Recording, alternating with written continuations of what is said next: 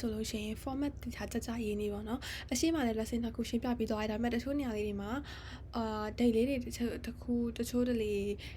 ကြံခဲ့တာမျိုးလေးတွေလည်းရှိကောင်းရှိနိုင်တယ်ဒါမှမဟုတ်ကိုရေးရတယ်ကြံကောင်းရှိရေးလို့ရှိရင်လည်းကြံကောင်းရှိနိုင်တဲ့အခါကျတော့ဒီဟာ format ကြဘယ်လိုရေးမလဲဆိုတော့တစ်ချက်လာဒီဟာကတော့ format ကြရေးနေပေါ့နော်အရင်ဆုံးတော့ဘာရှိမလဲဆိုလို့ရှိရင် date ရှိမယ် detail ရှိမယ်ပြီးတော့လို့ရှိရင် amount ရှိမယ်ဒါပေမဲ့ဒီကနေပဲစာရေးလို့ရရဲ့အမကပြထားတာဒီမှာ date ရှိမယ်ဒီမှာဆို date ရေးရမယ်ပြီးတော့လို့ရှိရင်ဒီမှာဆိုလို့ရှိရင်detail description ပေါ့နော်ပြီးတော့လို့ရှိရင်ဒီမှာ amount ထည့်ရမယ်အဲ့ဒါဆိုလို့ရှိရင် opening balance ကအမြဲတမ်း opening date ပဲနော် opening date ကသူကဘယ်အားစလဲဆိုရင်2019 January 1ရက်နေ့ကစမယ်ဆို2019 January 1ရက်နေ့ပြီးတော့လို့ရှိရင်ဒီ balance CD ကအမြဲတမ်း closing date ပါအကယ်၍2019 January 1ရက်နေ့က opening date ဆိုလို့ရှိရင်သူ့ရဲ့ closing date က2019 December 31ရက်နေ့ဖြစ်မှာဒါကအမြဲတမ်းပုံမှန်ပဲ opening နဲ့ closing ကဒါပေမဲ့ဒီမှာတစ်ခါတလေကိုကထပ်ဆောင်ပြီးဝယ်လိုက်တဲ့ဟာဆိုလို့ရှိရင်ဝယ်လိုက်တဲ့ကောင်ရဲ့ date ကိုရေးပေးရမယ်ပြီးတော့လို့ရှိရင်ရောင်းလိုက်တဲ့ဟာဆိုတဲ့အခါကျလို့ရှိရင်လည်းရောင်းလိုက်တဲ့ကောင်ရဲ့ date ကိုထည့်ပေးရမယ်ပြီးတော့လို့ရှိရင်ဒီနောက်ဆုံး balance fee တရားကြတော့ဒီဟာက closing date ဒီကောင်က opening date ပြန်ဖြစ်မှာခုနကပြောတဲ့ဥပမာအတိုင်းဆိုလို့ရှိရင်ဒီကောင်ကကြတော့ဘယ်လောက်ဖြစ်မှာလဲဆိုတော့ closing date ဆို2019 December 31ဖြစ်တယ်ပဲထားအောင်ဒီကဟာဆိုလို့ရှိရင်2020 January 1ရက်နေ့ဆိုပြီးဖြစ်မှာဒါက date ရေးပုံရင်းနီးဒီ transactions ကတော့ဒီဟာပဲရှိမှာပေါ့နော် non current assets account မှာနောက်ဆုံးကကြတော့ဒီမှာဘာဝယ်လဲဆိုတာကြည့်ရမယ် motor vehicles ဝယ်တာလားဒါမှမဟုတ်equipment ဝယ်ရလားအဲ့ဒါမျိုးနဲ့တစ်ချက်လိုက်ပြီးတော့မာတို့ကပြောင်းပြီးထည့်ပေးရပါမယ်ဒီနေရာမှာကကြတော့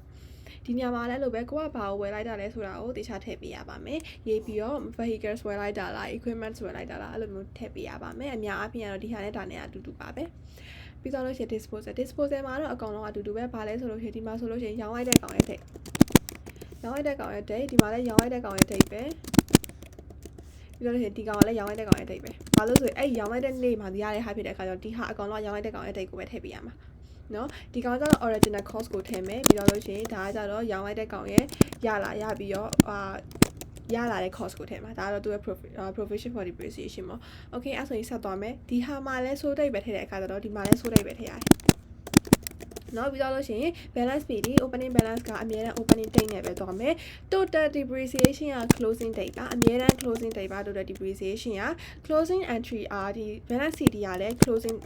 date ပါပဲအဲ့ဒါကနေမှဒီပြန်ဆွဲချလာလို့ရှိရင် balance fee ဒီ credit ကဟာဆိုရင် debit ကိုပြန်ဆွဲချတယ် credit ကဟာဆို debit ကဟာဆို credit ကိုပြန်ဆွဲချတယ်အဲ့ဒါကကြတော့ opening date ပဲဖြစ်မှာနော်ဒီတစ်ခါတချို့ဟာတွေမှာအမဒါမထည့်ပေးခဲ့လို့ပြောပြတာဒီဟာတွေကကျတော့တစ်ခါလေးကြည့်မယ်ဆိုရင်ဒီဟာတွေကဘယ်ကိုရောက်မှာလဲဆိုရင် income statement ဆိုတဲ့ financial document တွေကိုရောက်မှာနော်ဒီဟာတွေက income statement ဆိုတဲ့ financial document တွေကိုရောက်မှာပါအဲ့ဒါချက်ပြထားရတယ်အဲ့ဒါကြောင့်မလို့သူကကြတော့ဒီမှာ balance fee ဒီ balance fee ဆွဲပေးစရာမလိုတာပါreceipt ကကြတော့ဟာလေ receipt လို့ရေးလဲရတယ်ကိုက bank လို့ပါလို့လည်းရေးလို့ရတယ်ဘာလို့ဆိုတော့ credit transfer နဲ့ရတဲ့ဟာမျိုးတွေရှိကြအောင်အဲ့ဒါကြတော့ bank နဲ့ပဲသွားလို့ရတယ်ဒါက total depreciation ပဲဒီကောင်လည်း income statement မှာတစ်ခါတော့ပေါ်တဲ့ဟာမျိုးလေးတွေရှိရပေါ့နော်ဒါ income statement တင်ပို့ပြီးတင်ရလိမ့်မယ်အဓိကဒီမှာပြောချင်တာ opening date တွေဒီဟာဒီလောပါလဲ loss တွေပါကကြတော့ဘာထည့်ရမှာလဲဆိုလို့ရှိရင် ending date ကိုထည့်ရပေးရမှာနော်ဘာလို့ဆိုရင်ဒီဟာကျတော့ income statement တွေဘာတွေကကျတော့closing date ပေါ့နော် closing မှာဆွဲပေးရဥပမာဆိုရင်နှစ်ကုန်မှာဆွဲပေးရတာကိုယ့်ရဲ့နှစ်ကုန်တွေက December 31ဆိုအဲ့ December 31က date နဲ့ဆွဲပေးရတဲ့အခါကျတော့သူကကျတော့ closing date ပဲending date ပေါ့closing date ခေါ်ရမှာပေါ့ closing date okay နောက်ဆုံးနှစ်ပေါ့နော်နောက်ဆုံးကာလ okay အဲ့ဆိုရင်ဒါလေးကိုရမယ်ထင်ပါတယ်အဲ့ဆိုရင်ဒီဟာပြီးရင်လာမယ်mix ပေါ့နော်ဒီ reducing ကို straight line ရောထားတဲ့ဟာကိုတစ်ချက်တွက်ကြည့်ကြပါတော့တစ်ချက်တွက်ကြည့်ကြပေးပါပုံစံအတူတူပါပဲတပုံစံနဲ့ပဲပေးထားတာပါเนาะအဲ့ဒါဆိုလို့ရှိရင်ဒါလေးရမယ်ထင်ပါတယ်